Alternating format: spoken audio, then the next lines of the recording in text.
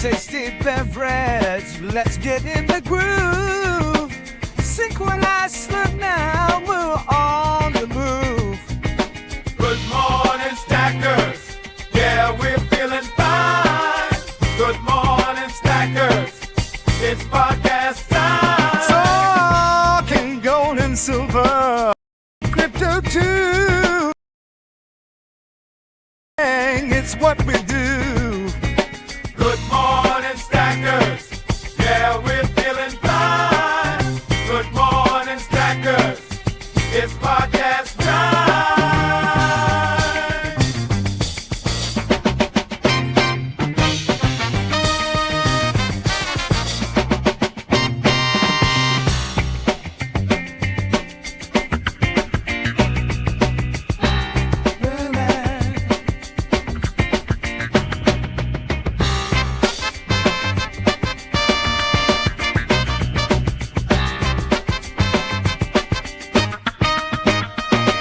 We're stacking sats, we're stacking gold. In the world of finance, real gold. Every sip, every chart, we're on our way to financial freedom, come what may. So grab that tasty beverage, let's get in the groove. Synchronized, slurp now, we're on the move. Good morning, stackers. Yeah, we're feeling fine. Good morning, stackers. It's podcast time. Good morning, stackers. Yeah, we're feeling fine. Good morning, stackers. It's podcast time.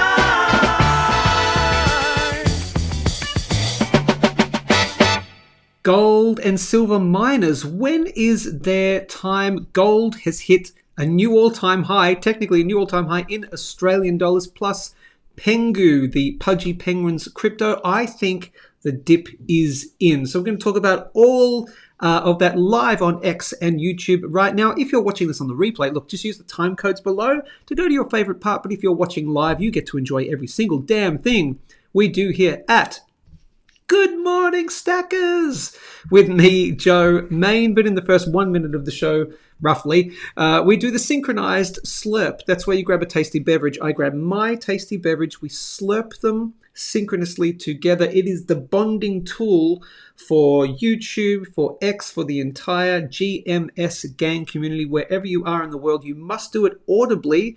And it is the honor system. Like, don't cheat on it. Like, don't cheat on me, bro.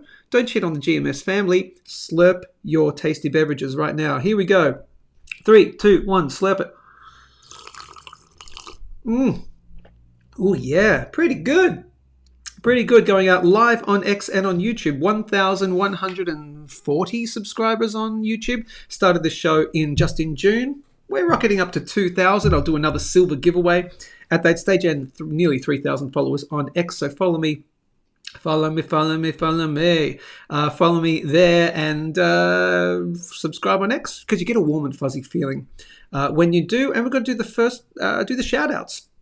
So if you're watching this live, as I say always, you know, you want me to get to the point? Yeah, well, it's my show and I'll do what I want. And I've got to talk to the GMS gang in the beginning. But once again, gold, silver miners, we'll be talking about PENGU as well. So just stick around, people. It's pretty easy. What else are you doing on a weekday morning at 9:30 a.m. Australia, Melbourne, Australia? That is Mark, Florida, GMS. G'day, mate. Good to see you. GMS says Knackers O'Reilly. Lance is back. Good year, GMS. Y'all. Neil, of course, Neil is doing his thing. And I wouldn't want you to do any other thing there, Neil. Yo, GMS, says Jason Rosana. Great to see you. Dead is great. Is back. Excellent. GMS, and Happy New Year. Yes, you've been away spending all this year's silver gains in advance. Really, what have you been doing? What have you been spending your money on? You should let us know. Let me see if this is coming through. I'm going to move this. You're going to hear a bit of a noise there. That's a little bit better. Yeah, that's better. Cool. Great to see lots of you watching.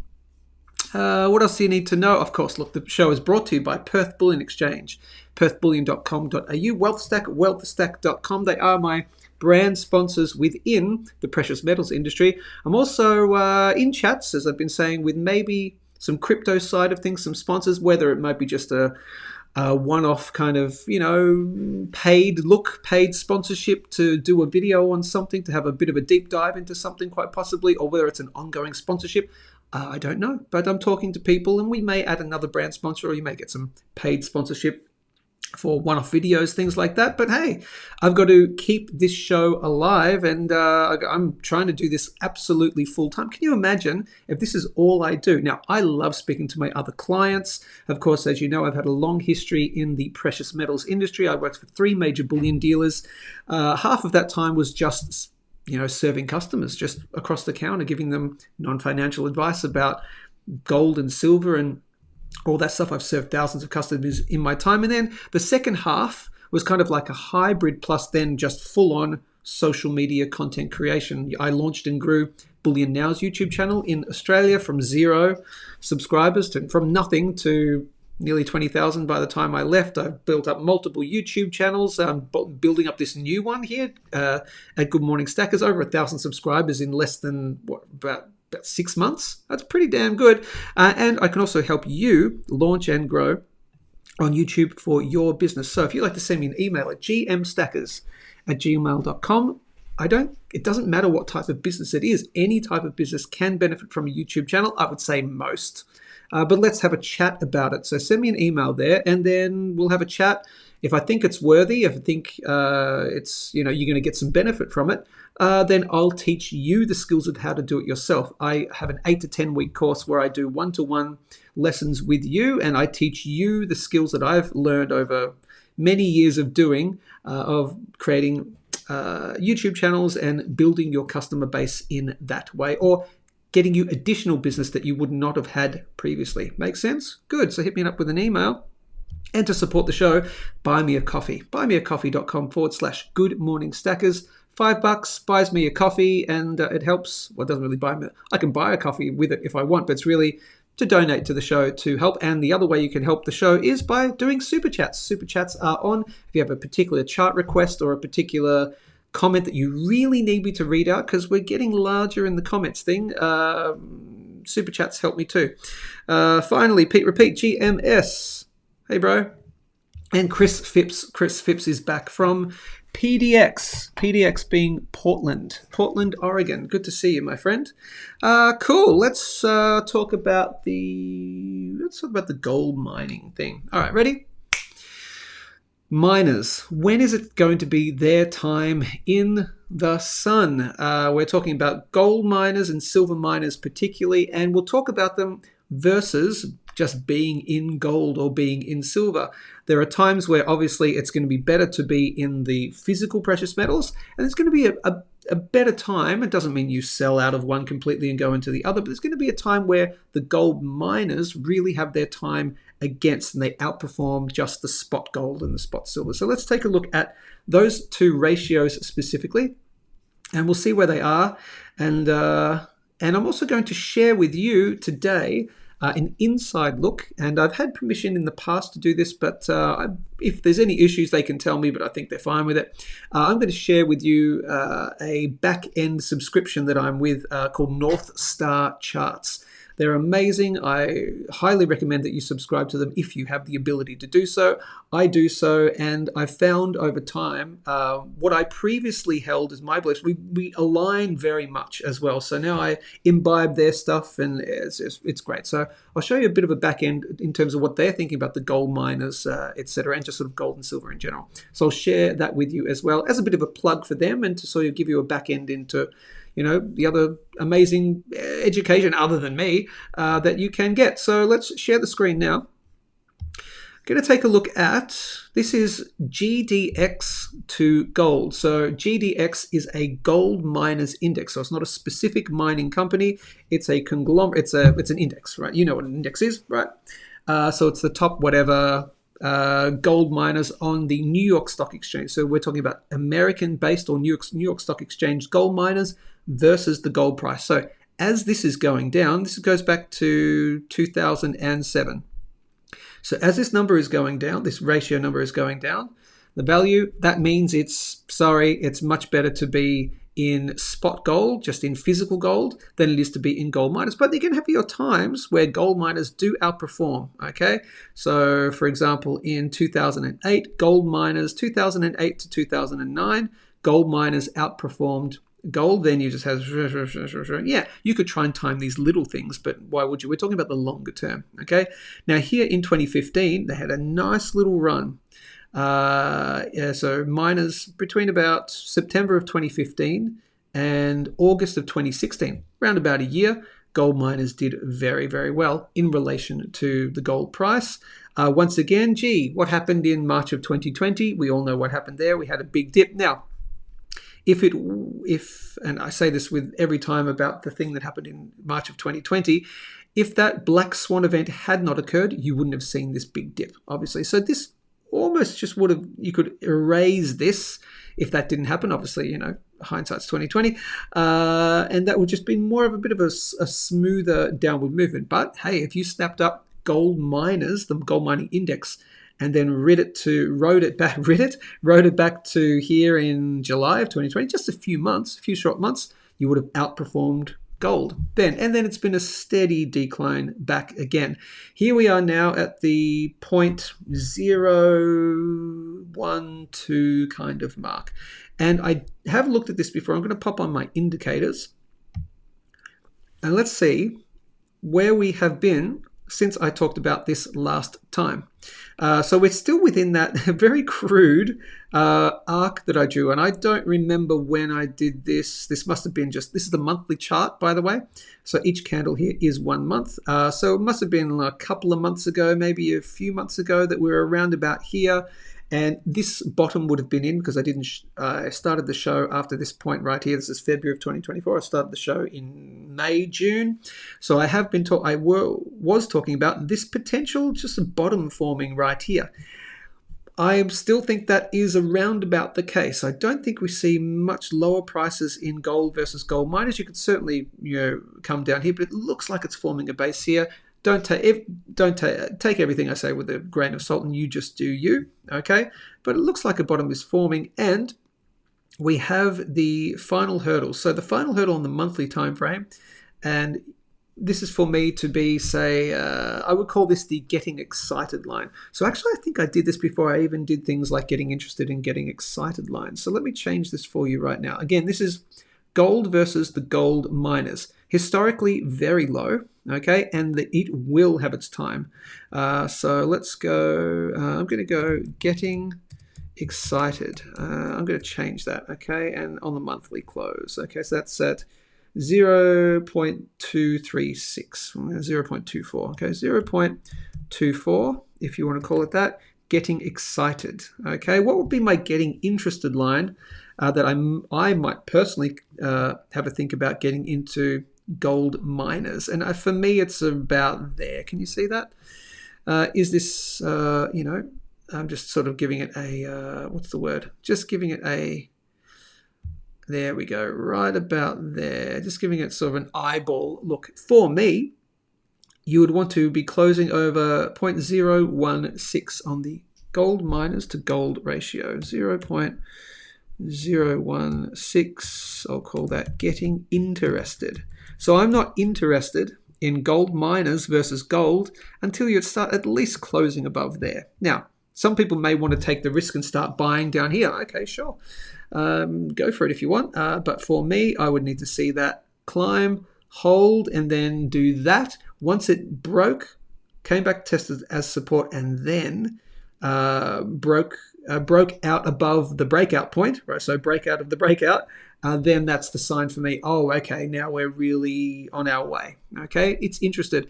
Although the sort of final hurdle, getting excited line, which would really confirm it for me, would be here at the 0.24. Okay, so you could take the risk here if you wanted and ride that up, and then hey, for example, you could just play a little bit of the move if you wanted to. What's that? It's a very small percentage. But that's about a 40% move between 40-50% move between the getting interested line and the getting excited line. Hey, you might be able to up your gold stack by 40% just by playing that move. I'm not saying doing that. I'm just spitballing now. That's all hypothetical stuff. But I certainly do see, let me move that. I had drawn this in before, my profit-taking area number 1, my TP area, in the ratio again. So this would be you, anyone else, either swapping your gold for the gold mining index or swapping a portion of your gold for the gold mining index, or just buying, you've got a spare dry powder, and instead of buying gold this time, you go, I think we're in a period where the miners will outperform gold, and that's a way for me to up my gold ounces over time. Instead of just buying gold now, you buy the gold miners. And the first profit-taking area here is at 0.45, roughly. So let me prop that in right there. 0.045, let me say. I'll do that as a TP1. Okay, TP1, 0.045. That's an area where, for example, if I decided or you decided or whatever to get in around the getting interested line after that confirmation, let's say you bought in at the dip. So let's say you saw it break out. You see it break out and you go, okay, if it comes back to dip, yeah, I'm going to buy right there. That would be a pretty good move, okay? So let's say you got in at around about your point, whatever it is, 0.016-ish, okay? And then you ride it to the first take profit area of around about 175%. Are you telling me you wouldn't take some profits at 175%? Okay, maybe at that point you would consider swapping half of your gold miner index, half of your GDX position, and putting it back into gold at that point. Okay, that could be a decent profit-taking area. And if it goes hog wild, I would say sort of the major profit-taking area is probably around here at your 1.618. Or that's at least another, I would call that the TP2. Let me see. Yeah, probably. No, I'd call that maybe a major. Let me just give me 1 second. Yeah, that's a 500%. Yeah, okay. This is against gold. So I'm going to call that your major profit-taking area.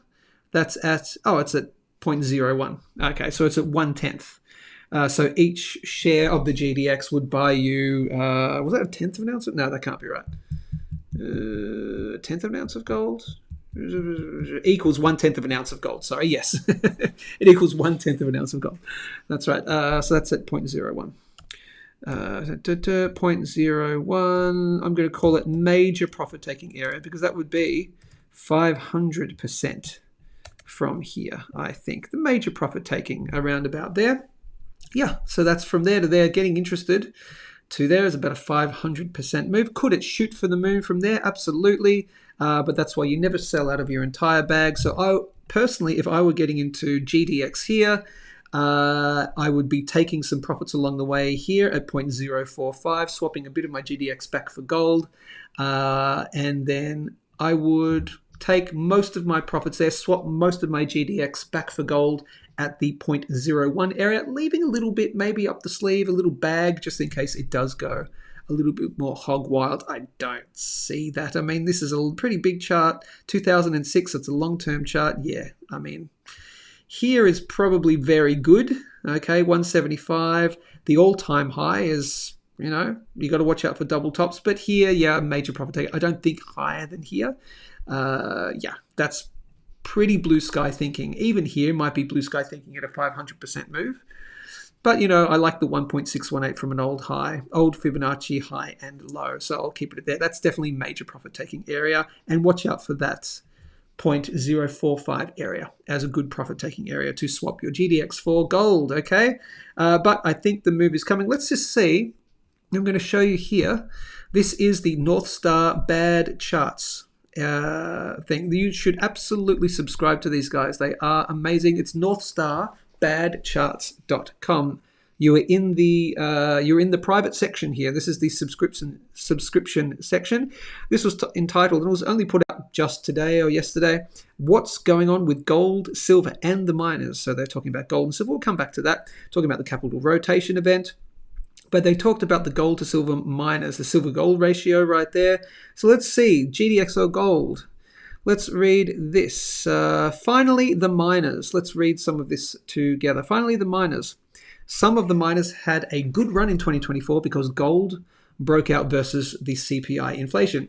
Many have given back those gains, though, and the real bull market won't get underway in the sector until gold breaks out versus the stock market. Okay, so not until we have the capital rotation event, which we've been talking about here. That's the silver roadmap. Not until we have that move above, and I'll show you on here, gold to SPX ratio. Come on, bro. There you go. Right here. It's not until we have, or they are suggesting it's not until we have, and I will agree with them because they're very good at what they do.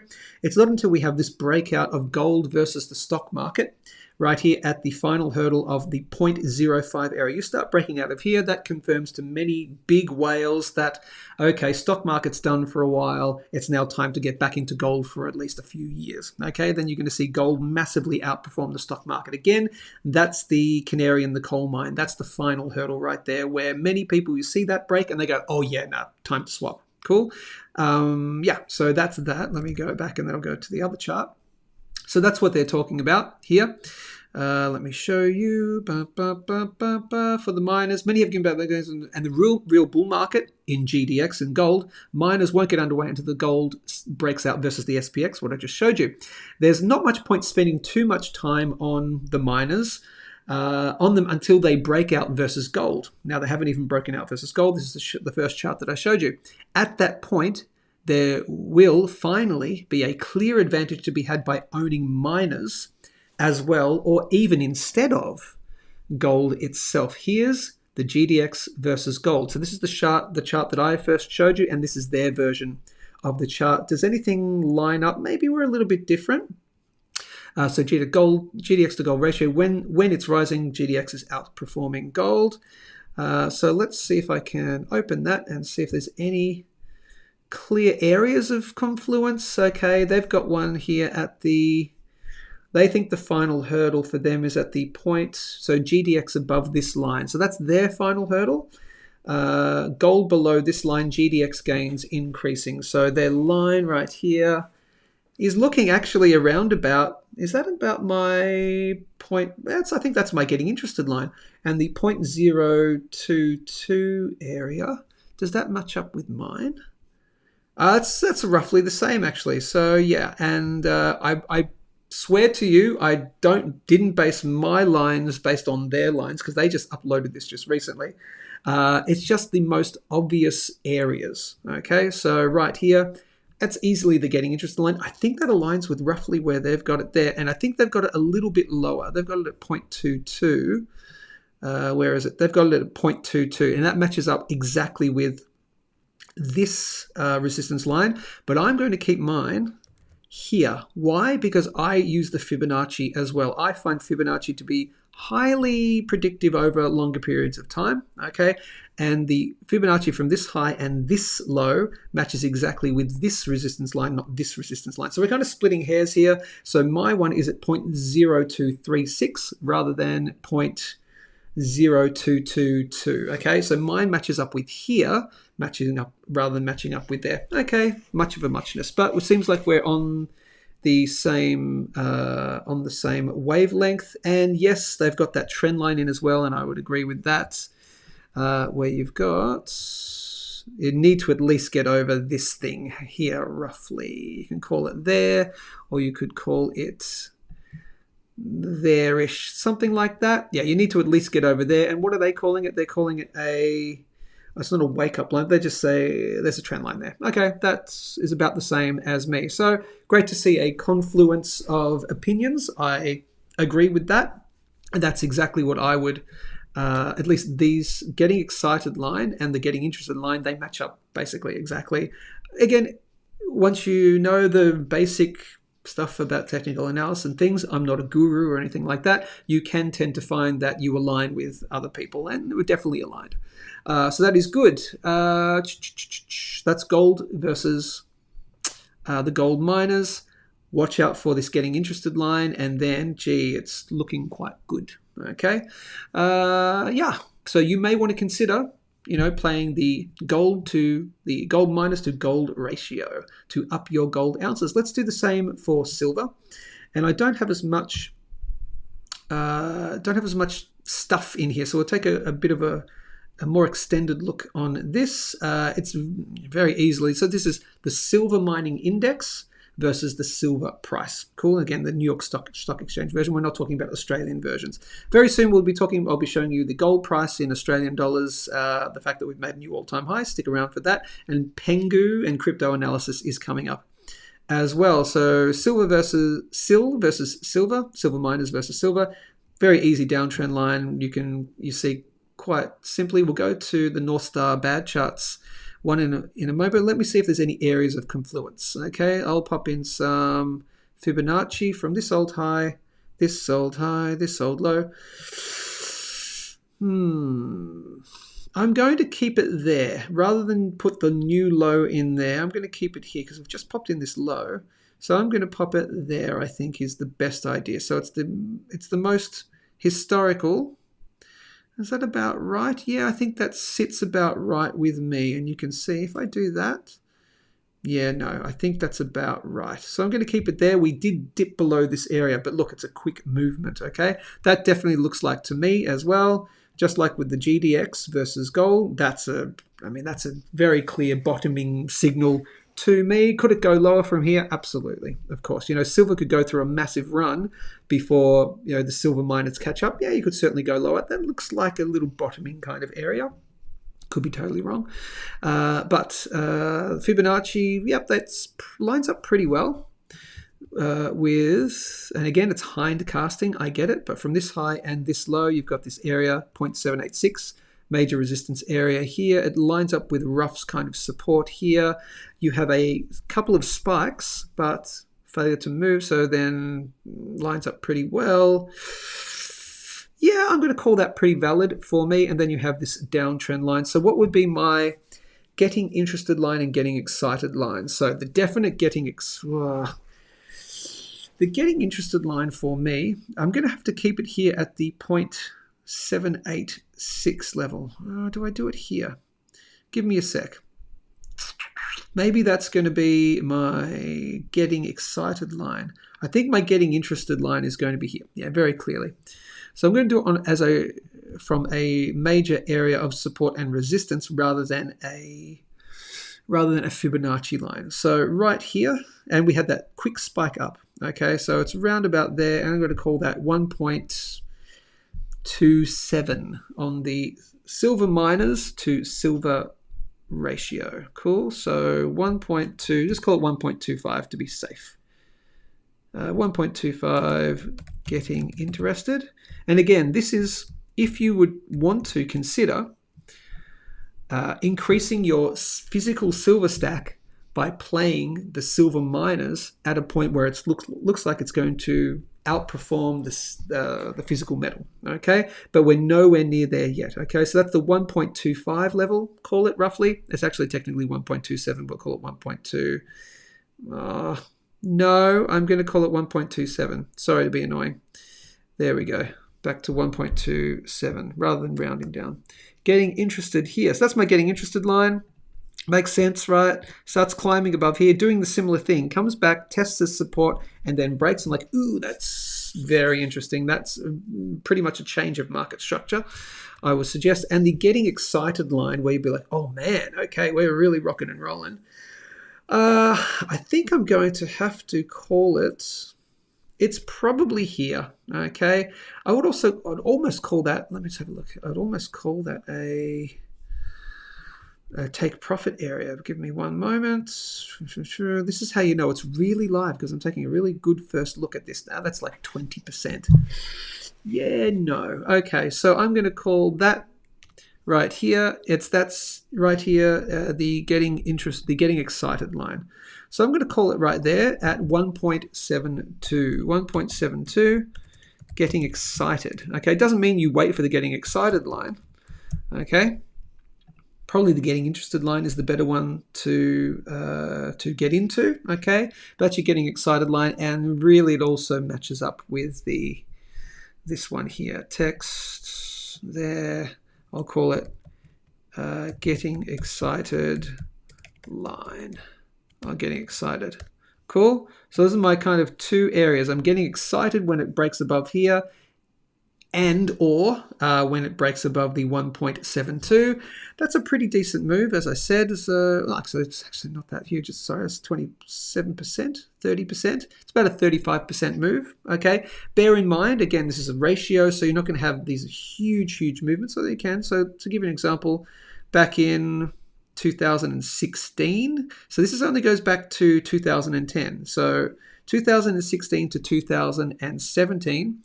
The silver miners highly outperformed silver spot, 155%. Okay, and where would be a take profit area? A take profit area after we break here, I would say definitely here at the 786 level. So that's a take profit. I don't know if I'd call it a take profit one. But I'd call it a TP area. Give me 1 second, I'll pop that in. So for example, if you're getting here at the getting interested line, you're swapping some of your physical silver for SIL, or you're just buying SIL with some of your spare dry powder. Let's say you get in here around about that level. Well, up to here, that's a 30% move. Up to here, that's an 85% move. I would call that a take profit area. Even though you haven't doubled, I think you would be wanting to take some profits here. You'd be probably wanting to swap about half of your your SIL for physical silver again. So I'm going to call that TP1 at 241 on the ratio. Cool. Maybe 50%? 50%? Question mark? Something like that. Cool. 50%. Cool. That would be a TP1. And since 2010, we haven't broken this area. Yeah, we might. I wouldn't assume that. Okay, so you would at least want to swap about 50% of your SIL back for silver at here. Okay, maybe you consider, some of you would be really conservative and you maybe even consider doing some of it here at a 30% gain. I mean, if you can increase your stack by 30%, that's pretty good. Okay. But yeah, definitely a profit-taking area here. And I would call major profit-taking area. And I don't know if it can get here, okay? I don't know if it can break the previous all-time high. But I would call this a major profit-taking area. And I wouldn't wait for this, but I'll pop it there at the 0.786. The 1.618. That's at 3.83. That's pretty high, okay? That's 3.8. Call it major.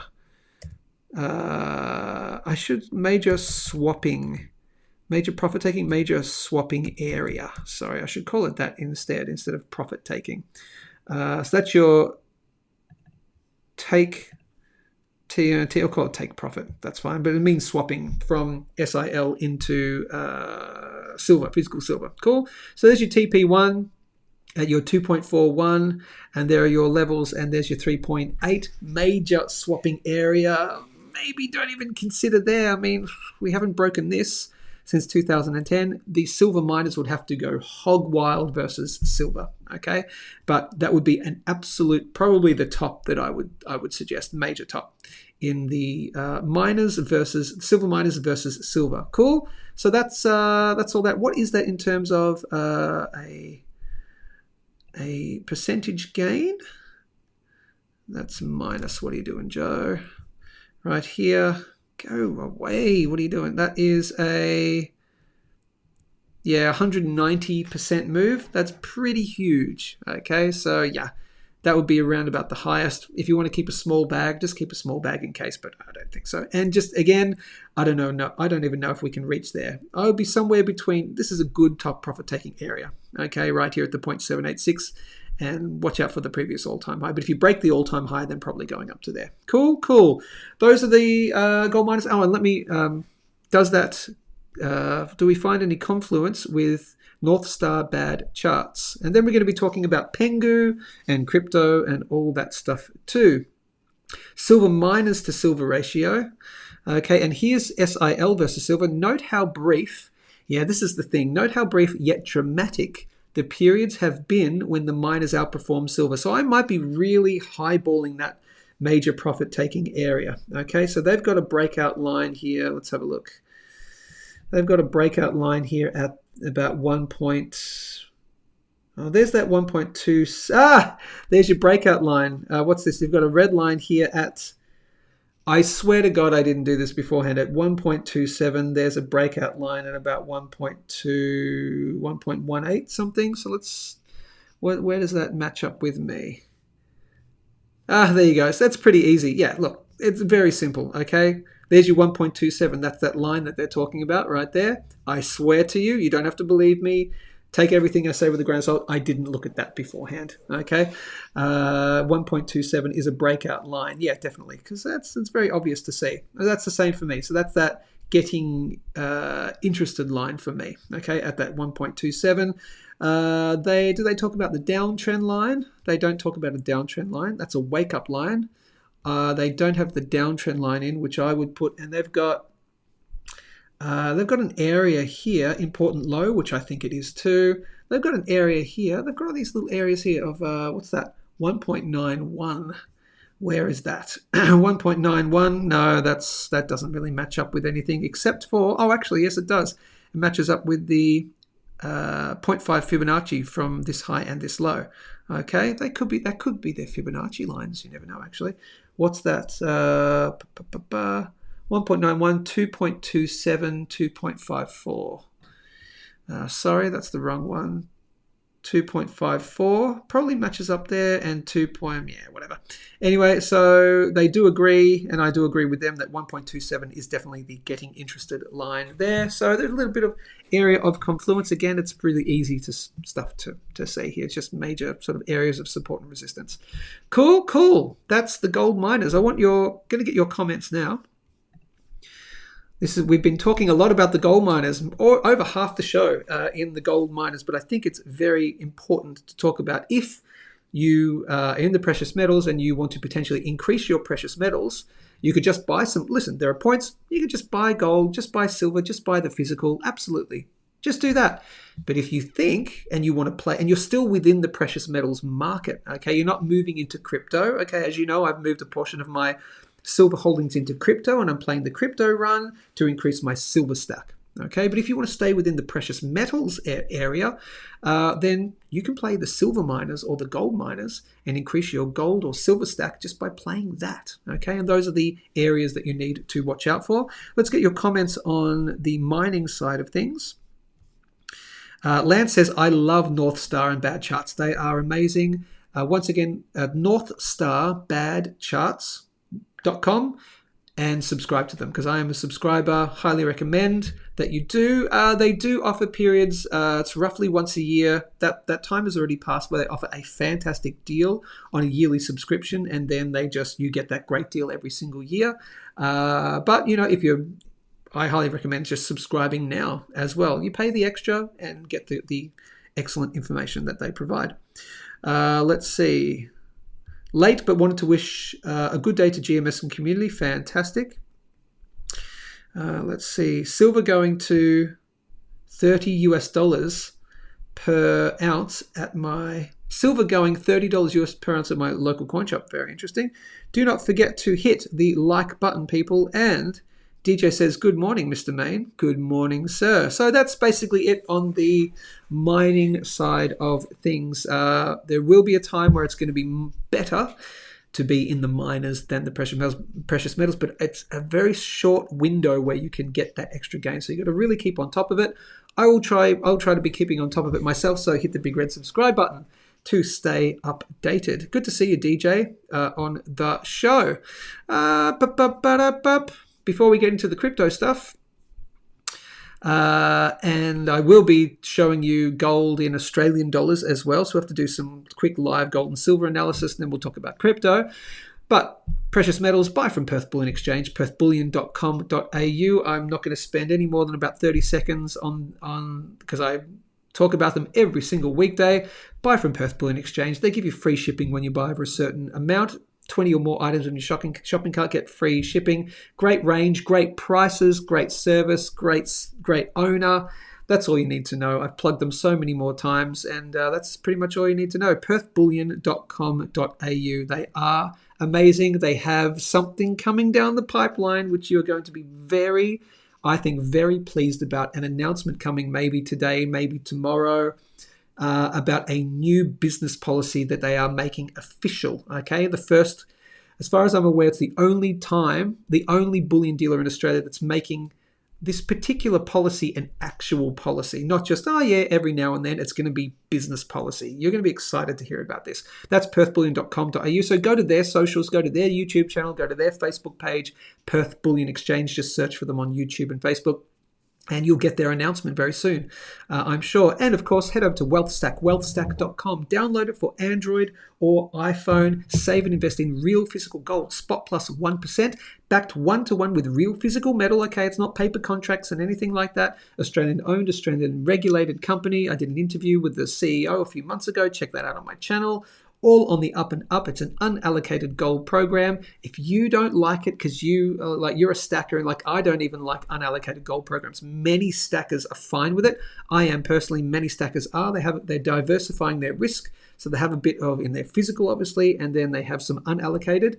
If that's not for you, that's okay. If you don't want to buy gold at spot plus 1%, no matter whether you're buying $100,000 of gold or just $10 of gold. Imagine buying $10 of gold, real gold, backed with real physical metal for spot plus 1% only. It doesn't change. You don't get higher premiums because you're buying smaller amounts of gold. No, spot plus 1%. Get it? Got it? Good. Pretty easy, right?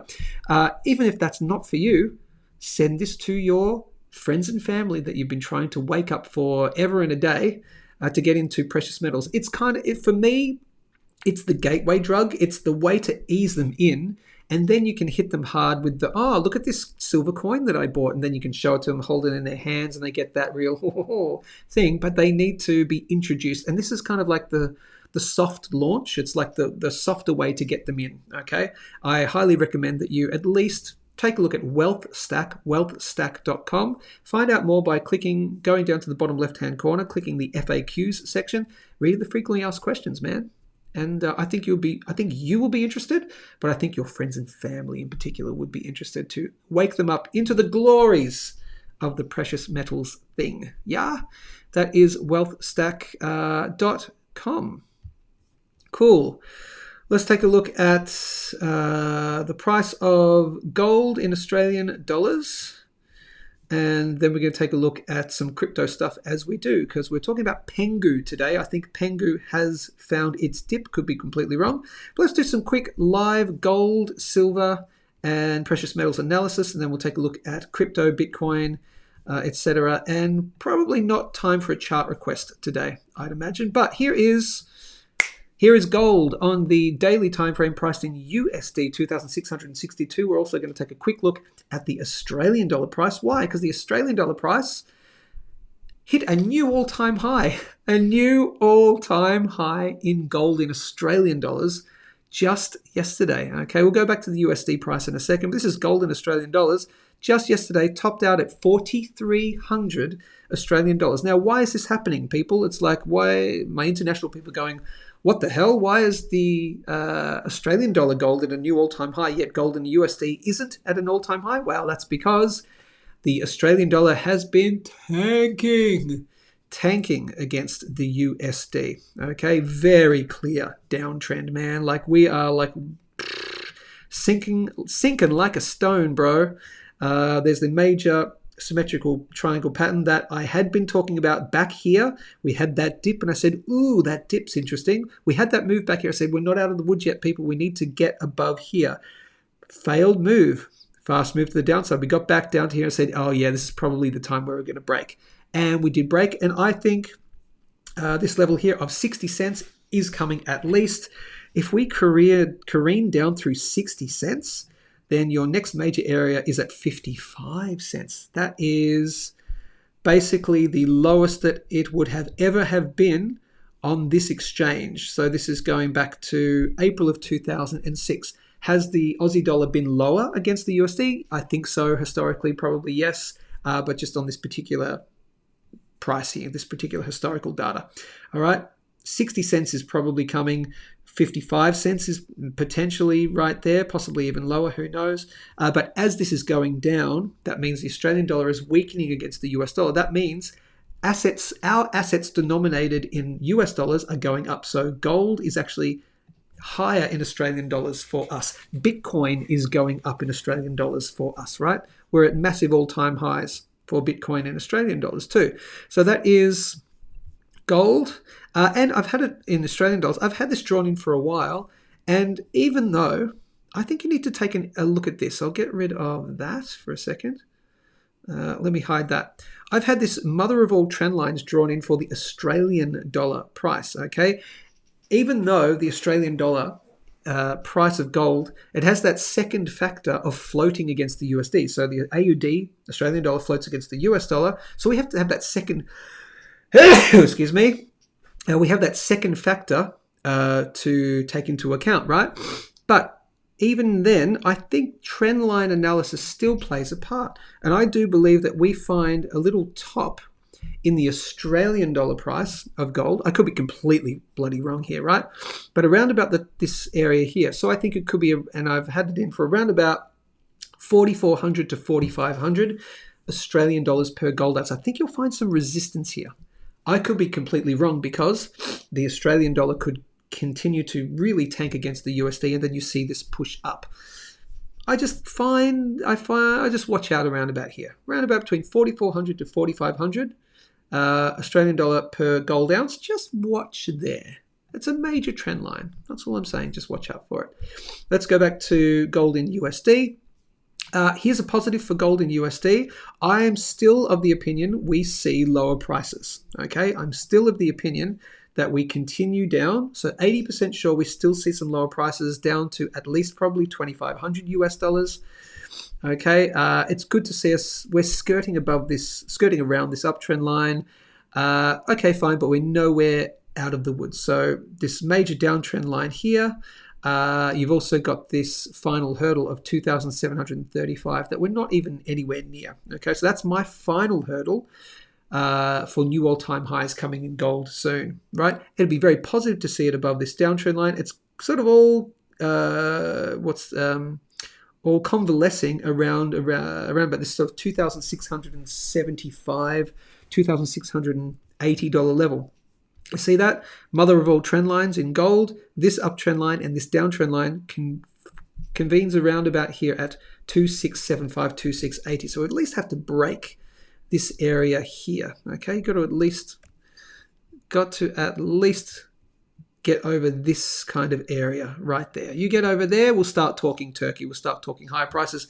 We're nowhere near there yet. So for the moment, I think, and I'm not giving you what the price is going to do, but I think, I'm not giving you the price action, but I think we head down. That's me. Could be wrong. My bias is to the downside still. I could be completely wrong, as I said. And a lot of people say, oh, no, it's done. It's done and dusted, guys. We're onwards and upwards. No, we're not. Not confirmed yet, okay? Has to cross through this area of confluence. Yeah? Get it? Got it? Good. That's my personal opinion that we still continue down. If I'm wrong, would be absolutely happy to be. That's gold. Let's take a look at silver. We've been talking about silver. We're over $30. We've been talking about the fact that we're above the $29.80 new line in the sand. We broke down through it. It was a double bottom here. I said, I still think lower prices are coming. Got to watch out for this $29.80, and then we did finally break it. Found it as resistance. I did think $28 was coming sooner than it probably is. So we're back above the $29.80 mark, but we're not out of the woods yet. Got to at least close and hold above $31. I think something like this happens. Okay, something like that-ish. I think $28 is still on the cards, and I'm 80% sure of that at this stage. Again, if I'm wrong, happy to be wrong because, your precious metals value is going up. But yeah, that's it. That's all you need to know. Trading range and watch out for there. Cool. That's what I think on silver. Platinum is a little bit different. This is interesting. Platinum I might be completely wrong on. I was correct in saying that we would see the best buy zone hit again. Okay, so once we broke through here, I was like, oh, okay, yeah, we're going to come back down and touch $900 US, at least to the top end of the best buy zone. So that was a good call. Good call, bro. Good call. But I was confident, and I'm going to remain 80% confident at this stage that we do head into the belly of the best buy zone on platinum. Why? I have been talking about this downtrend line, but particularly this thick yellow line right here. We're finding resistance at it right now. This is the line that goes all the way back to February of 2008, just for my new subscribers. February of 2008, the big long-term downtrend line, failure to hold on any significant period of time. Okay, and back onto the daily or the weekly. Let's go to the daily. Back onto the daily. Auto, we are hovering around about there at the moment. I need to see that hold and break and hold as support and do that. Okay, if we do that, then I'll be much less confident that we head into the belly of the best buy zone. First stop, $870 around about. I'm still confident with that, 80% confident. Even though we're around here, yeah, we haven't cleared it, we haven't held it as support, and we haven't broken it. Okay, so that's my opinion. That's all I have to say about that. That's all I have to say about that. On platinum, looking good, but we're not out of the woods. Yeah, cool. Yeah, I think that's it for all that stuff. Cool. All right, let's go back here, and I'm not even going to get into comments just yet. I'm going to get straight into the other side of it. Let me get back to here, and I'll go down to PENGU, and then we'll be talking about. I was so correct. Give me 1 second. All right. Let me pop that on the 1 hour time frame. No, I'll pop that on the 4 hour time frame. Yes. All right.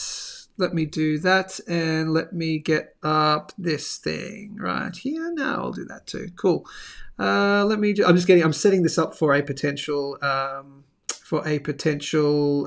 separate video. I'll take an excerpt. I can never say fucking excerpt. An excerpt of that. Anyway, let's talk about PENGU.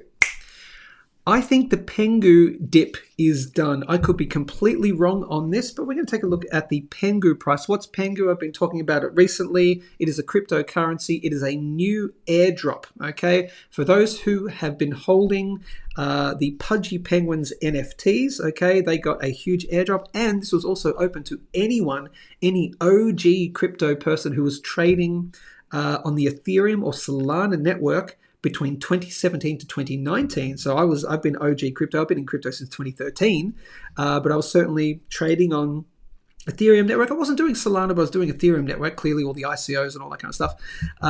So I received an airdrop, but I also put some of my own extra dry powder into PENGU itself. And we've been seeing this, I definitely would say this was the bottom. It was around about here when I started talking about PENGU. Then we had this bottom here. I've done a couple of videos on it. I'll pop on my indicators right here. And I think the dip is done. So I'll explain that in just a second. But here's the quick price action. Then we had that move, right? And I did a big PENGU video about my getting interested lines, my getting excited lines, my final hurdles, and my take profit targets along the way. So out of interest, my first, I'll show you those in just a second. But we had a move up to, what has the price done since my last video? Well, we had a move up to, what do you know?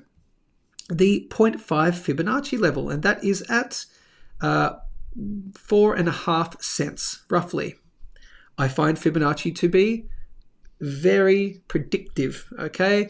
Doesn't mean we're all billionaires and all that stuff. No, but it's quite predictive.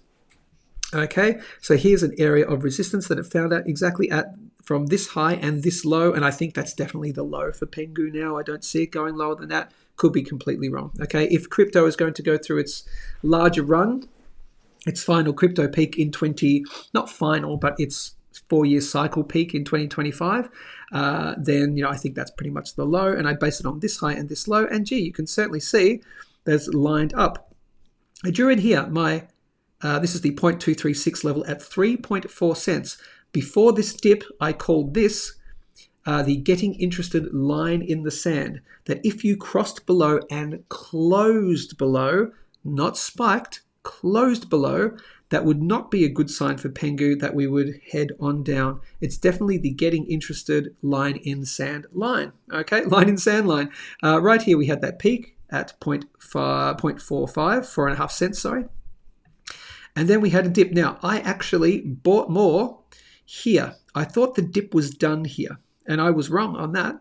I'm just telling you, I didn't have to reveal that, but I was watching this downtrend line, right? So these two areas. This is when you had the breakout, you had the retest, and then we had that move. I was like, oh man, Pengu's doing great, fantastic. And then we just had that move back down. I'm like, ooh, this would be an interesting area to get some more. I actually got some more here. Since then, we have seen a further dip. I was like, whoa, should I sell out or should I just ride it down and then potentially buy more and then lower my dollar cost average? Okay, so what did we do? I put a buy order in at the getting interested line at 3.4 cents.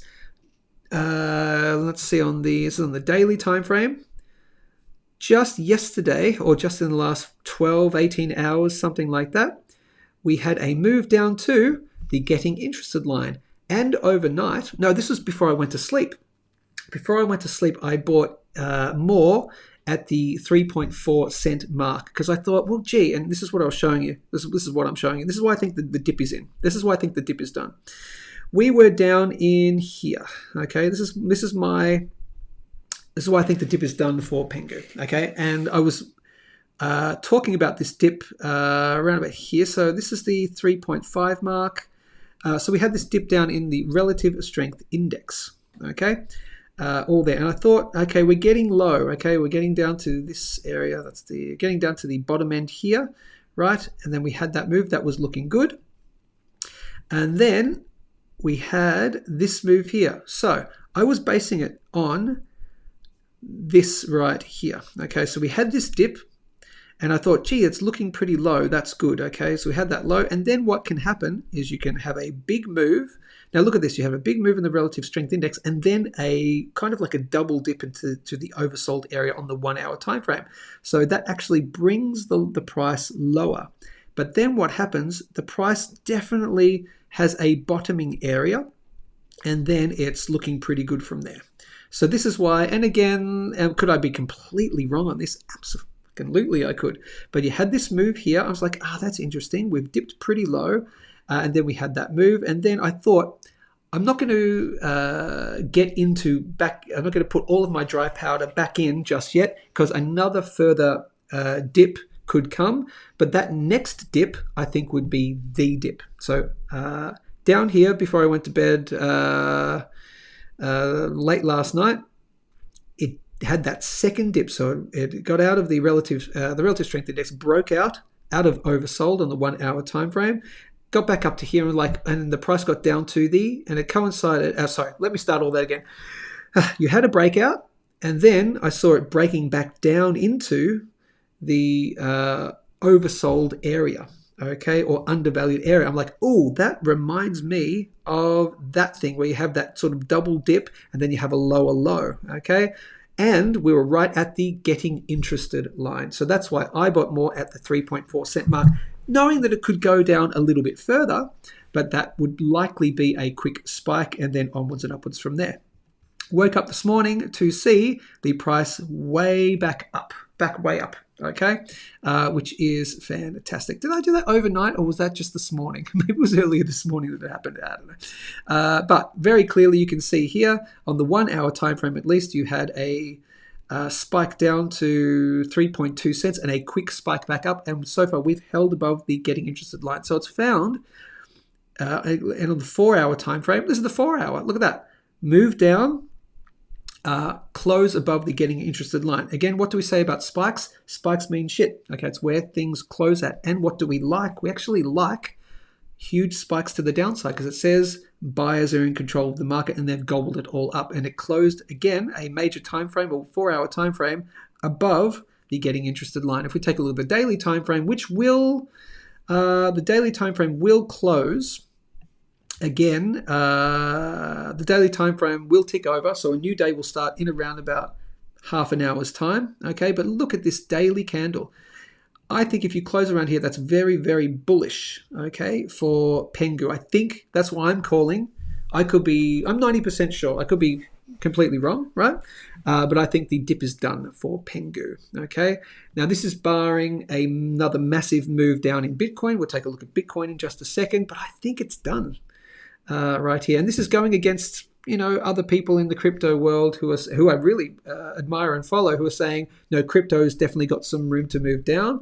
Maybe PENGU is slightly different. I don't know. It could be one of those outliers which its dip is possibly in, and I think it might be. Okay, and I'm confident to call it sort of 90% confident that it is. And look at that big move. So on the 4 hour, we are rocketing back up. We're moving back up on the 4 hour on the relative strength index. What's the contrarian view to this? Okay, the contrarian view, and where I could be massively wrong here, because we've always got to look at that, is the fact that on the 4 hour time frame, we have not gone into extremely oversold or extremely undervalued on the 4 hour on PENGU. Okay, so that could certainly be the case. And where would I expect to find resistance if that is the case? It would be right here, right there at this uptrend line. So hey, potentially, or anywhere between here and here. Actually, you could call it here or here. Could be a dead cat bounce area. Okay, so it could be an area. I've got to float the other options here, right? This is where this is where you could have a move like this, and maybe the next 4 hour thing spikes here, finds resistance, and then starts ticking over and doing that. That could absolutely be the case, and then we head into extremely oversold. But I'm leveraged on this, but my leveraged position is much, much lower, so I think I'm pretty good. Or you could do something like this where you come back up and test here, so that's that downtrend line, test that, and then that's the tick over, that's the dead cat bounce, and then we head lower. Absolutely, I don't think that's the case. I think the dip is done for PENGU, and I will hold with that, and I'll admit if I'm wrong. Okay, so that's PENGU right there, looking pretty good for the moment. And I'll show you quickly, let me get rid of that.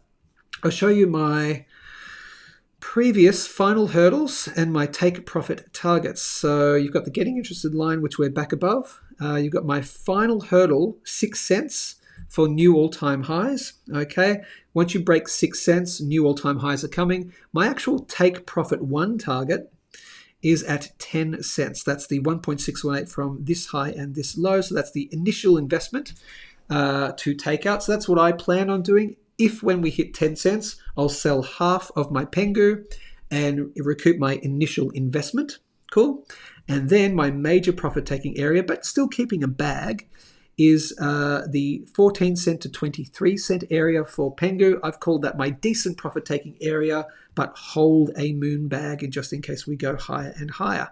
And the reason why I think we can go as high as this is because this is a 4 hour time frame. This is the daily because it's a very new crypto, okay? So it just airdropped not that long ago. If I was looking at the monthly time frame right now, then I'd say, yeah, maybe not so high, but you've got a lot of room to move time-wise before the end of the crypto peak. So that's why I think TP1 at 10 cents, that's pretty easy. And this is a decent profit-taking area. And I'm not saying it's going to $1, okay, but I'll just pop that in there. $1, baby, that would be a very exciting moment for many.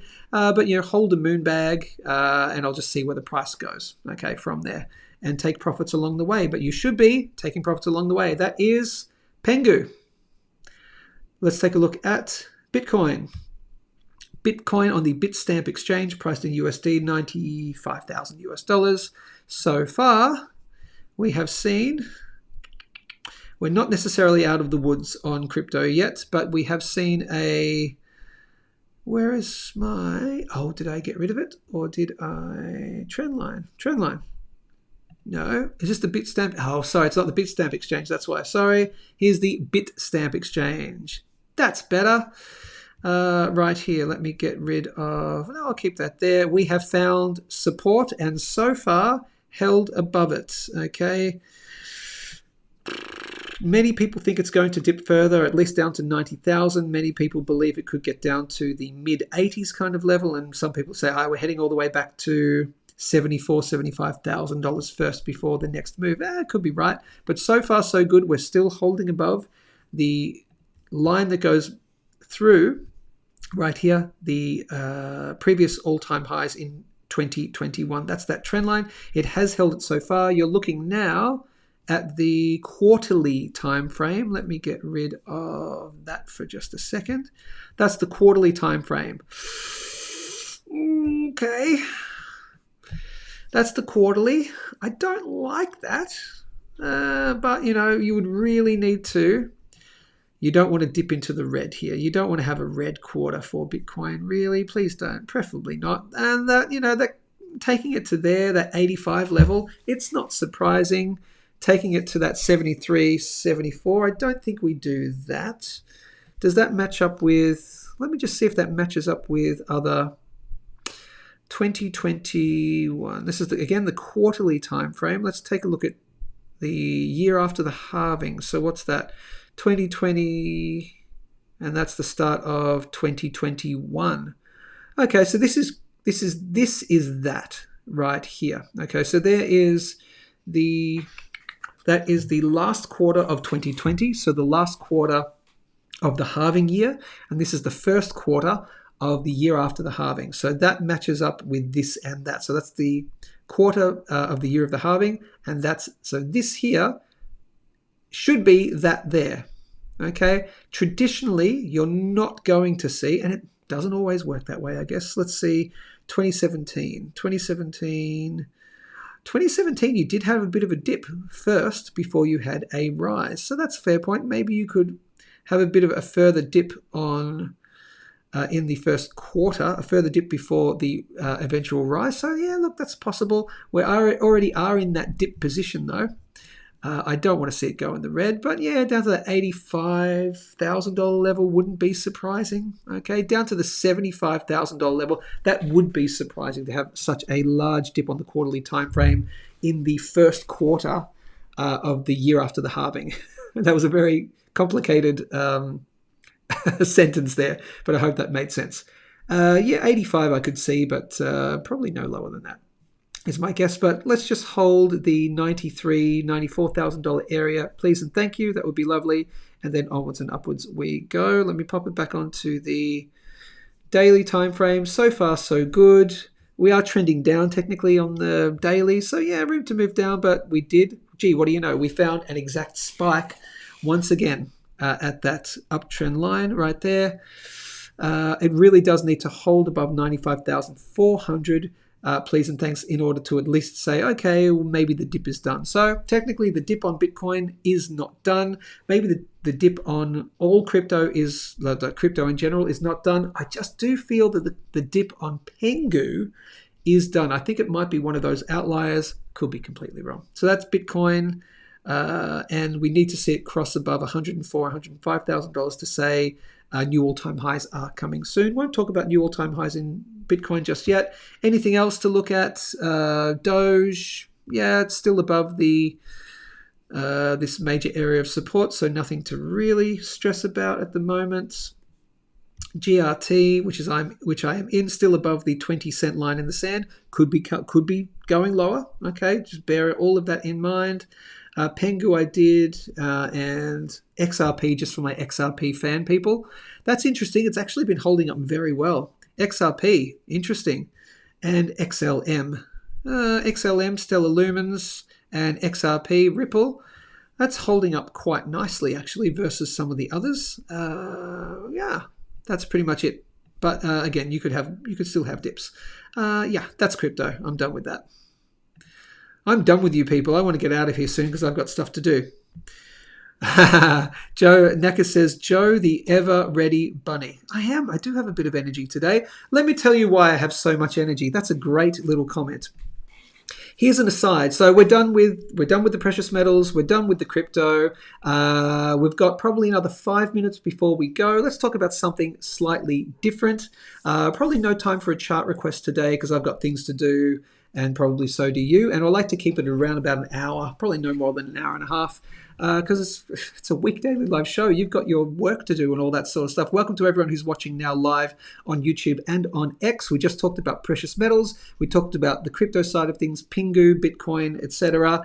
And here's why. And now we'll just do some final comments and go through the questions in the comments and talk to my wonderful subscriber and follower base. Join the Joe the Ever Ready Bunny. Let me talk about that for a second. Why? Because I'm back on the Carnivore train. And I feel so much better, so much better. So over the Christmas period, so I'm a carnivore mainly. I do the carnivore diet thing since 2000. So for the last 6 years, I've mainly been eating an animal-based, very low-carb diet. Now there are periods where I'm not on it as much. It's someone's birthday. It's like I'm not going to not have cake on someone's birthday or a family function, or particularly over Christmas and New Year's. So Christmas and New Year's, it's the baked potatoes, it's the this and the that, and there'll be, a week between Christmas Day and New Year's Day or whatever. Then I'll go back to, low carb, all that sort of stuff. But we just went away over the weekend. Excuse me. Let me have a little bit of this. We just went away over the weekend. It's the yearly friends and family where we go away with our friends who have kids. So it was like 6 families, all have young children. My 2 boys, our family who has 3 girls, all around the same age-ish, younger ones, newborns and all that. And we went to a camping sort of, not tents, but cabins and all that kind of stuff in a nice area, and spent time in the pool and all that stuff. But gee, did I go off the rails? Did I go off the wagon? Then, so I'm talking about anything I wanted. I had a few of these ones as well, which is very unlike me. I'm not a drinker. I basically don't drink except in a time like that where it's like, it's Christmas, whatever. It's the holidays, right? And gee, did I feel like crap? And I knew I would, and I treated it as such. So I know that alcohol is poison. I know that sugar is poison. I knew that I would feel awful, but I was like, well, what do you do? It's just, am I going to be the guy that's just only eating steak on the holiday when everyone's like chip and dip and this and that? I was like, no, fuck it, like whatever. Okay. And got back, and on the Monday, so got back on Sunday, and I ate like the rest of the crap stuff in the house just to get rid. I just wanted to get rid of it, right? And then woke up Monday morning, and I have been completely, not even cheating a little bit, like completely zero carb, no carbs whatsoever. So steak and salmon in the morning for breakfast, a bunch of eggs mixed with butter. I will just chew on a knob of butter, having a little bit of coffee in the morning, but I'm not having milk in my coffee. I have zero carbs whatsoever. And lo and behold, first day felt like crap. Second day felt like crap. Yesterday felt getting pretty better. Obviously today I'm feeling absolutely fantastic because I am, yes, the Energizer Bunny. I've probably lost a bit of water weight as well, so feeling really good. I cannot recommend the carnivore diet, a low carb, high, medium protein, high fat, fatty meat, eggs, butter, hard cheeses if you want. Very, very low carb or zero carb diet for anyone. I don't give medical advice. I can only give you from an anecdotal perspective. If you have any troubles with your weight, if you have diabetes, if you are pre-diabetic, if you have autoimmune diseases, do you have eczema, do you have pimples, do you have any kind of thing whatsoever, do you have IBS, do you have gut issues, do you have, have you suffered in the past from some mental health issues as well? All of that, from an anecdotal perspective, not medical advice, will get drastically improved, or they will completely dissipate being on a carnivore diet. Okay, please look into it. I highly recommend it. So that's why I've got so much energy. Yes. Let's go back to some comments and get out of here. So Mark Florida asks, is there any compilation of mining stocks in Oz that anyone would recommend? Let's see. Yes, there is. There is a mining index stocks for Australia. I'm pretty sure there is. So someone else can mention that in the comments. Let's see. Pete Repeat says, I have some unallocated, highly liquid if you need it. Yes, going back to Wealthstack, wealthstack.com. Some stackers love unallocated programs. Download Wealthstack on your phone, Android or iPhone, spot plus 1% to buy unallocated real physical gold backed 1-to-1. Let's see, $32 American dollars USD for silver would be the ones I would watch. Yes. S32, that's that what you're talking about? Is that what you meant? Maybe you meant something else. Thank you, Lance. Oh, that was S32. That's something. Oh, okay. Sorry, that's something else. Thank you, Pete. If you hear of anything, let me know. I was looking at RUA Gold in New Zealand and Vizsla Silver maybe this year, just watching at the moment. Yes. We never recommend getting into individual stocks. If you can get into an index of miners, that's always a better idea because then, it's a little less volatile. Okay. I don't think Joe sleeps. I do, but I sleep much better now that I'm back on the carnivore diet. Silver is at $48. Yeah, nearly all-time highs in silver in Australian dollars as well. About time, Joe, says Pete. Yeah, it was about time. I was think Joe B. Don't know what that means. Get that Celtic. I won't grab it. Yes, get that Celtic salt in you. By the way, give me 1 second. Hang on. I'll be back. You're about to hear silence. You're about to see a screen and hear silence for about 10-15 seconds. I'll be back in about 20 to 30 seconds. Hang on.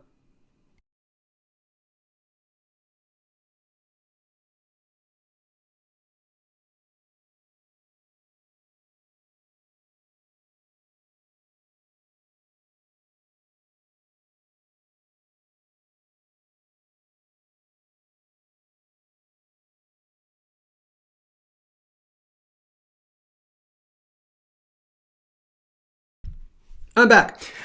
So I want to show you and if I didn't show you already, I got a lovely package from Pete Repeat, and I showed you the silver coins that he very much donated as a giveaway for the 1,000 subscriber thing. So we did that silver giveaway. We'll do another one at 2,000 subscribers. But he also sent me this, and I'd been talking about salt in the morning. So I have a shot of coffee and I have a huge glass of water, which I've mixed a bunch of Himalayan salt. It was, and I mentioned someone mentioned Celtic salt, and I think Pete Repeat did, and I said, yeah, I've always been thinking about Celtic salt. I really want to get into it, but I don't know where to get it. It's harder to get. It's quite expensive as well. I can't go into Coles or Woolies into the supermarket here and just buy Celtic salt. You got to buy it online. I was like, yeah, I'd love to think about Celtic salt. He also sent me a huge ass bag of Celtic sea salt. So once again, thank you so much, Pete Repeat. You are a legend, bro. So much appreciated. The Lotus Celtic sea salt. I don't know where you got it from, and once this is out, though, I'll be looking at this brand, and I'll probably get another bag because it is great and it lasts a long time too. So Celtic sea salt. So now I put that instead of Himalayan salt. That's all over my steaks. Just Celtic sea salt all the way. It is, and let me. It sounds pretty cool. I mean, it's pretty expensive salt. I'm so old, I need to do this when I look at things, right? Let's see. Let me read it. I look better without glasses, don't I? This is what I look like when I'm on stage, doing my thing. Experience the superb flavor of this rare and delicate quality seasoning. This is a hand harvest. I'm going to read it in this kind of voice. Ready? Hand harvested by an artisan collective on the shores of Grande, France, and naturally dried in clay-lined estuary beds. This unrefined salt is naturally lower in sodium than common salt and retains its minerals and trace elements without any additives. Perfect for use as cooking or finishing salt, Celtic sea salt graces the kitchens and tables of renowned restaurants across the globe. Add a new quality of dimension of flavor to your food. So that is Celtic salt. Beautiful, man. So I mix that in a big glass of warm water. I also mix in around about a teaspoon of creatine every morning. So that's what I do every morning. Carnivore-based diet, shot of coffee in the morning. That's plant-based. It's the only plant-based thing I do. I'm trying to get rid of the coffee. I just can't help it. But a huge big glass of water with Celtic sea salt and creatine in it as well. Oh, that sets me up well for the day.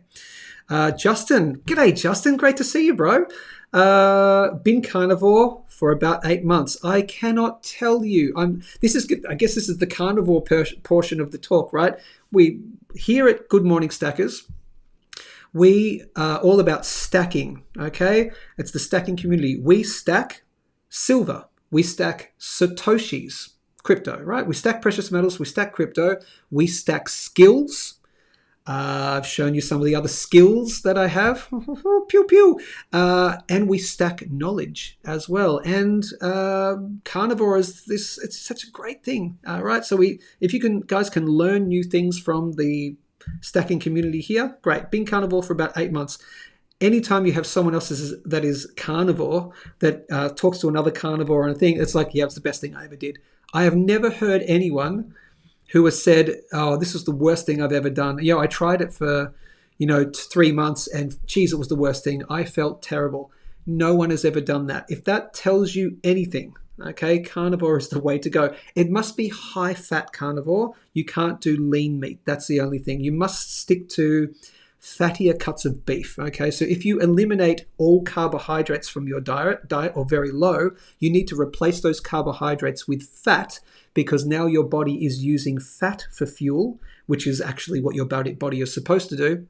It uses fat for fuel instead of glucose, carbohydrates, glucose, right? So you can't just eat kangaroo meat. You can't eat rabbit, which has no fat. You actually, if you eat no fat at all, it was called rabbit starvation, right? So in the Great Depression, there were people who died of starvation because they only had rabbits to eat, because rabbit has basically no fat in it whatsoever. So they had no other form of fat. So they were protein rich, like high protein, zero fat. They starved to death. They were emaciated because they had no fat in their diet. So carnivore is fatty cuts of meat. If you can afford like your beef mince, that's very fatty cuts. You make burgers out of your beef mince, ribeyes if you can, Scotch fillet, porterhouse steak, those, and then up your fats with butter as well. I cook everything in butter. I cook things in lamb fat. Oh my God, I'm thinking about it right now. I haven't had breakfast. I'm so hungry.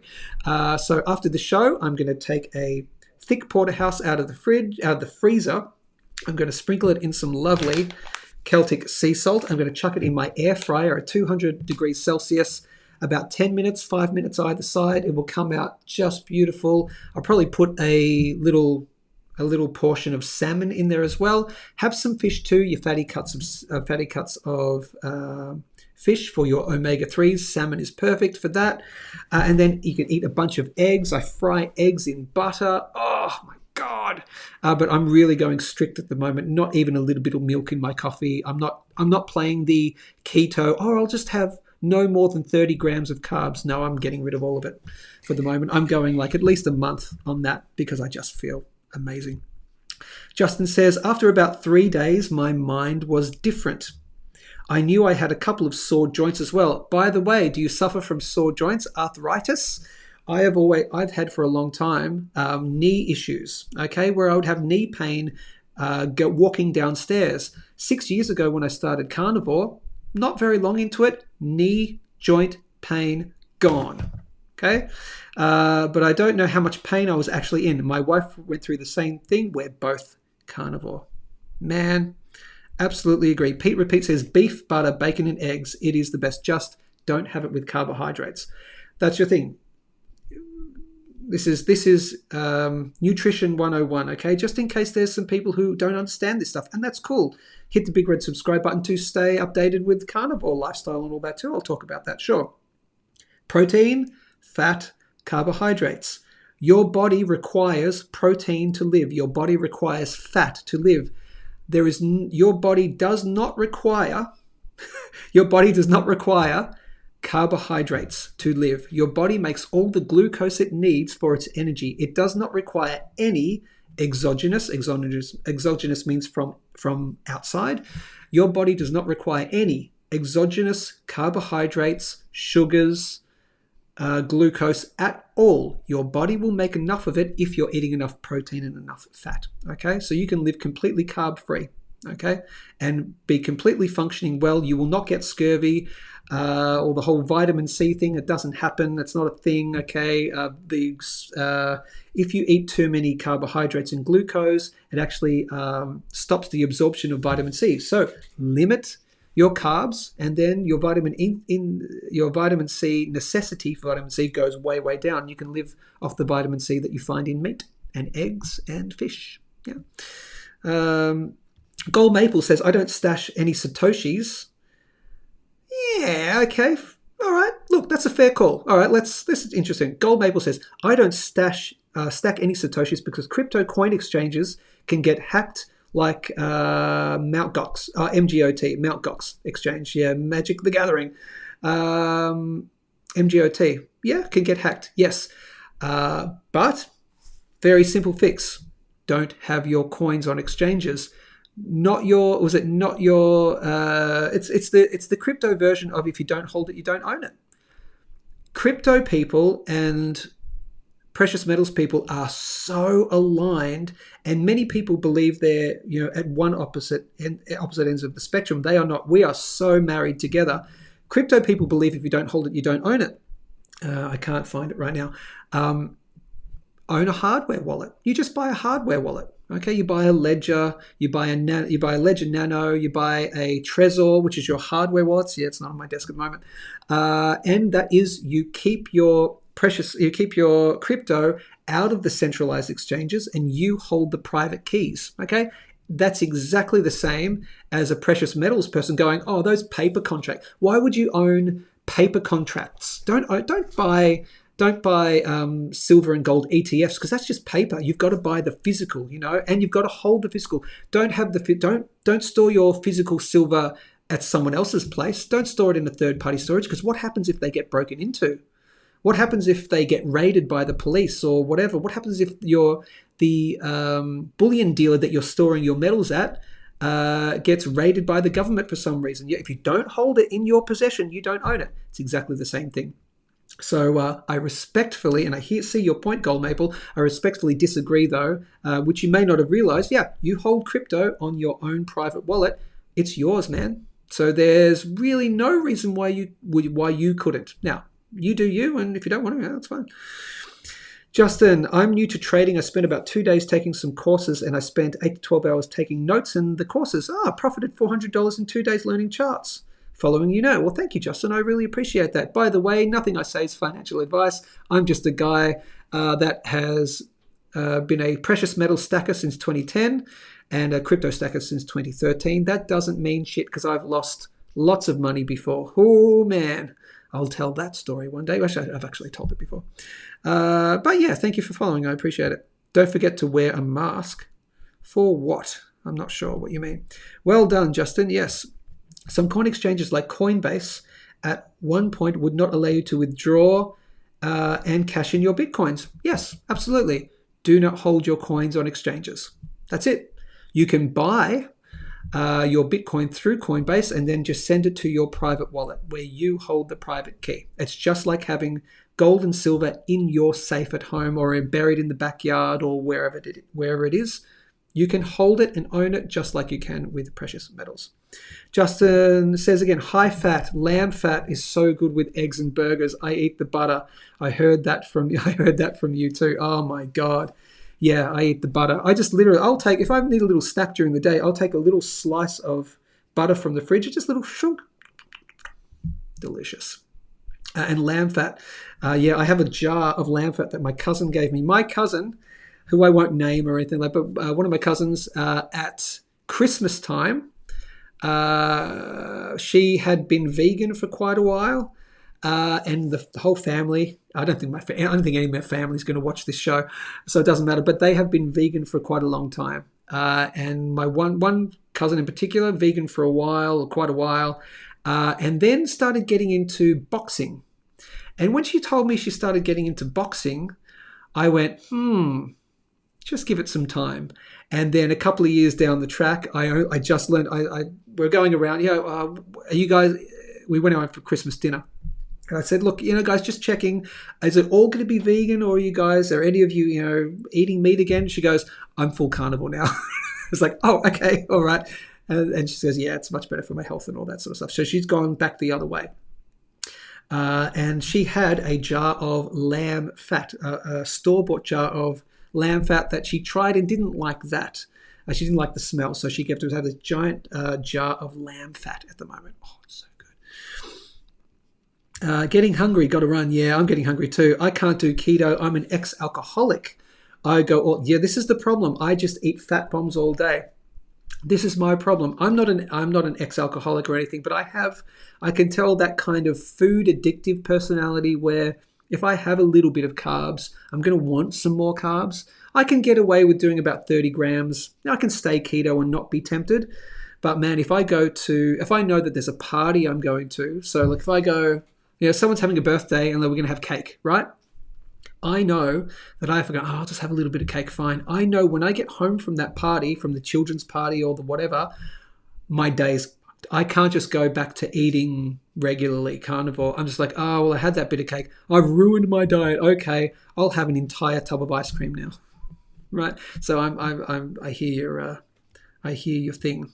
Sean Baker style. Yes, Sean Baker. If you want some information more on carnivore diet, Dr. Sean Baker is the person to follow, one of the people. Lamb is the best, grass-fed, yes please. And Anthony Chaffee, although Dr. Anthony Chaffee has gone back a little bit on his carnivore. He adds a bit of fruit and stuff to his thing. Gold Maple says, make sure you exercise because if you don't, the carbohydrates in terms of if you are plants can change. Interesting, Gold Maple. Let me read that. Let me pass that through again. Again, this is an excellent extra chat, and we're now at an hour and a half, but I don't want to go. I want to get through this. Make sure you exercise because if you don't, the carbohydrates and protein turn into fat unless you are a plant. Plants can change fats into carbohydrates. Okay, so number one on the carnivore diet, you are eliminating all carbohydrates. And you are slightly incorrect there, as far as I understand the science to be, in terms of carbohydrates and proteins turning to fat.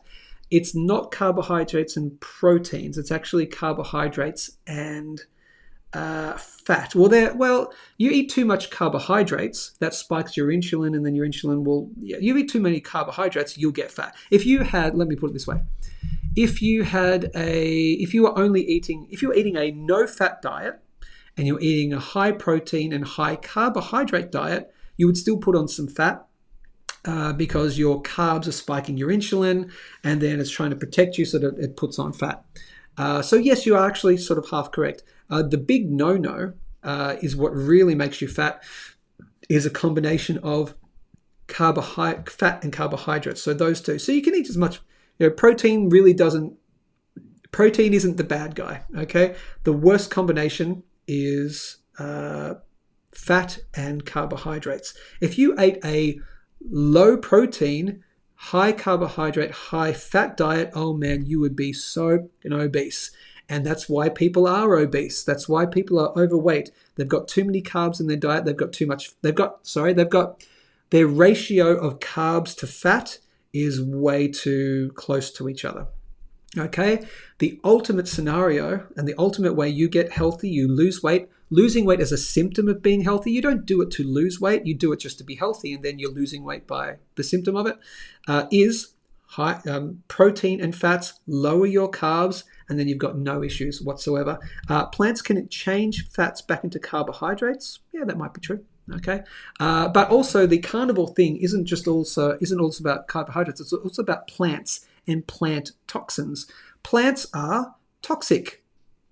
That's it. Plants are toxic for you. Why? Because plants can't run away.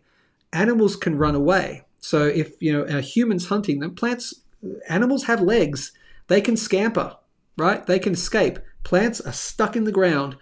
Stuck on the tree. They can't move, so they need another defense mechanism to stop birds, insects, other animals eating them. What's their defense mechanism? Because they can't run away, they don't have legs, they make themselves poisonous to a degree They make themselves so unpalatable to the point where they make themselves poisonous so that birds eat them and go, oh, I ain't doing that again. Or they go to it and go, yeah, I'm not touching that. That smells off. Why don't children like to eat vegetables? Why do vegetables taste like crap when you don't slather them in salt and butter? Because they're plants and they taste like crap. Why do they taste like crap? Because they want you to know that they taste like crap, okay? And then plants are very toxic, lots of oxalates, lots of lectins, bad for your digestive system, bad for your body. Here's another one thing which may shock a lot of people.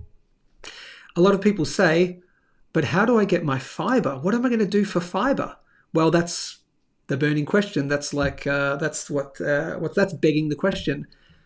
Just like you don't need any carbohydrates to be healthy, your body doesn't require fiber. Fiber is a filler. Fiber doesn't get absorbed by the body. The whole reason why you eat fiber is so it doesn't get absorbed by the body and it passes through your colon so you do good poos. The only reason why people eat fiber is to make their poos feel good. Or to make their poo feel like they're doing good poos. Oh, those lovely, I'm talking about poo now. They're, lovely S-shaped. Oh, I had a good poo today. It was lovely S-shaped.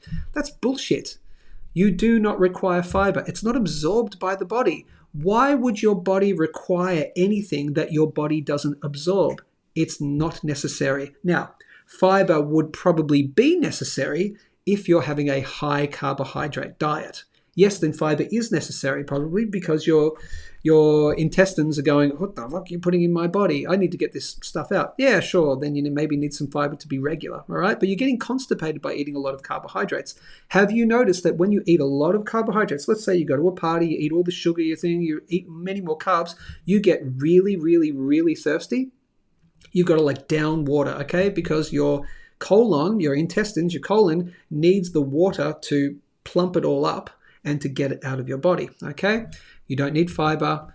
If someone asks, and they haven't asked, but I'll tell you, I poo just fine, okay? I don't do it as often, but as long as you've got enough fat in your diet, everything passes through really nicely. If you eat too much fat, it passes a little bit too quickly, if you know what I mean. So you got to find that right level.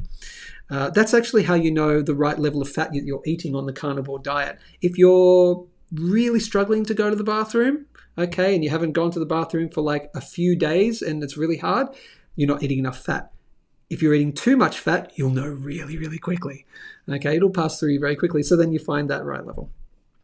Are you sure it's salt? Yes, it's salt. I absolutely agree with sticking to the physical gold and silver. Okay. Yeah, see, not your keys, not your coin. Exactly, just with crypto. If you don't hold it, you don't own it. In physical precious metals, the saying in the crypto industry is not your keys, not your coin. Right? Following, I didn't say I was learning. Nice one. Gold Maple, don't forget to wear a mask in congested areas like buses and on heavy traffic streets. People are dying of carbon monoxide poisoning from gas. Oh, there are also people reeking with COVID-19. Yeah, I eat so healthy. I got COVID.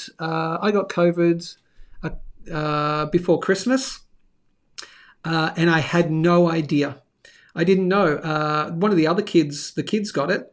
They said, you've probably got it too. I was like, I don't feel anything. So just check, just go check, just do a check. I checked and I had COVID. And I had no idea.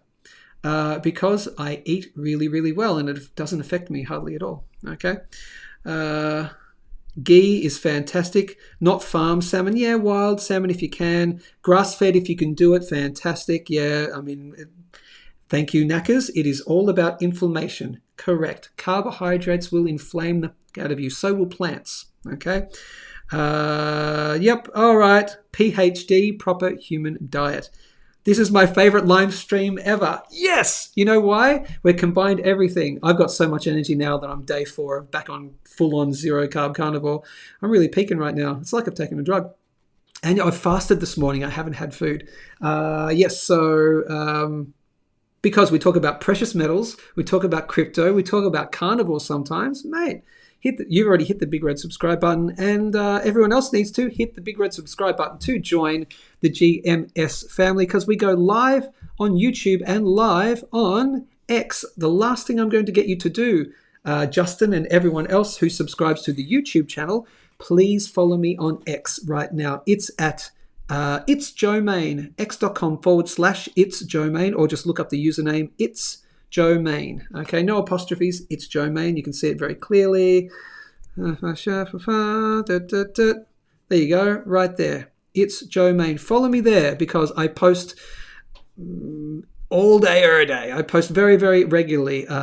So price charts, things to do with carnivore diet. Politically speaking, I'm a little bit politically active, I guess. I repost some people and talk about that kind of stuff. And of course, live price analysis, screenshots and things of stuff that I haven't talked about on the show. So you really want to subscribe over there. Nearly 3,000 followers. Finally, for Justin and all the new subscribers, here's what we do at the end of the show. Please hit the like button right now. Helps me with the algorithm. And the final thing we do here at Good Morning Stackers at the end is the synchronized slurp. Justin and the people who came in at the start, what we do is the synchronized slurp. We do it at the start of the show, but we also do it at the end of the show, and we also dance it out. Okay, so please grab your tasty beverages, whatever you are drinking, and let's dance it out, people, because this has been...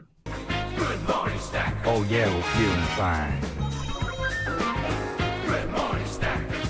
It's podcast time. Grab it. Grab a tasty beverage. Let's get in the groove. Let's do that. Synchronize. In slurp. 3, 2, Now 1, we're slurp on it, the people. move. Good morning, Stackers. Oh yeah. What an extra special, extra extended one. That was a great chat, people. Yeah. I'll see you all tomorrow. Keep safe, stay informed. Stay safe, stay informed, keep stacking, and I'll